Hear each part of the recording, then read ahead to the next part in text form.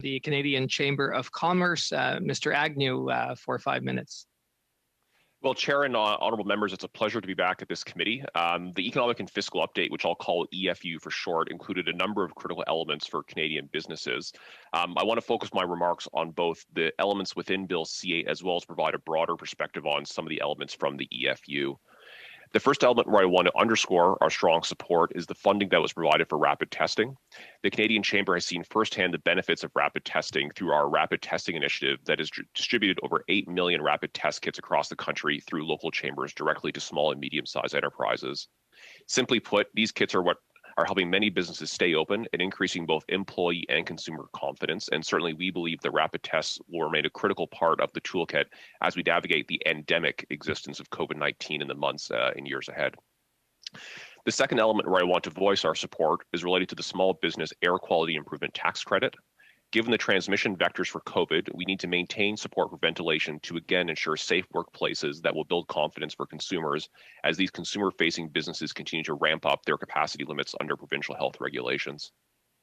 The third element I want to briefly highlight is the refundable tax credit to support farmers. Climate change's impact on agriculture has given the industry a stake in taking action, and they're ready to do their part. However, inflationary costs are affecting farmers who face unique needs in Canada. The credit in Bill C-8 is a welcome start, but some of the industry will certainly need more. For example, in harsh climates where grain drying is important or heating for livestock is needed, higher proportions of carbon-based energy products are used. And certainly we encourage parliamentarians to look at building on Bill C-8 going forward, such as the studying of Bill C-234. Shifting briefly to the contents of the broader EFU, I want to highlight a few other areas of interest to parliamentarians in the Canadian business community. The Canadian Chamber was glad to see an extension to the HASCAP program, given the challenges still facing businesses, as well as the streamlined deduction for home office exemptions, given that we're expecting remote working will continue for the remainder of the 2022 calendar year for many business operations. We also noted in the speech on the EFU and the subsequent extension that was announced for CEBA payments to December 2023. This is a welcome step for many of our members, and we hope that there can be a further 12-month extension through to December 2024. And I think underscoring the support, I'd like to point out to members that we had our Chamber annual general meeting last autumn, where the extension through to December 2024 was voted in support overwhelmingly by delegates from across the country to support those from the hardest hit sectors. We also noted the government's continued intent in the EFU to move ahead with the digital services tax, which was recently affirmed in a Ways and Means motion tabled just before the Christmas recess. The Chamber continues to have concerns with not only the design features in the bill, but also the retroactive application and the issues that it poses in our relationship with the United States.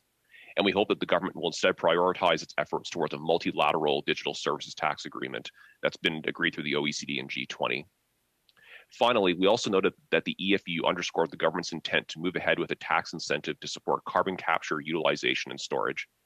Again, welcome news for our members, and as the country makes a transition towards net zero 2050, there certainly is no panacea. And with a range of tools, CCUS will be a critical item for the realities of the Canadian economy, not only for the oil and gas sector, but also other sectors like fertilizer, cement, and utilities.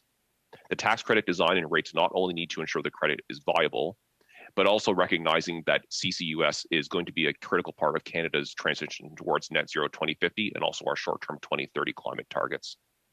Thank you for the opportunity to comment on both the contents of Bill C-8 as well as the broader economic and fiscal update, and I look forward to taking questions from members in the Q&A.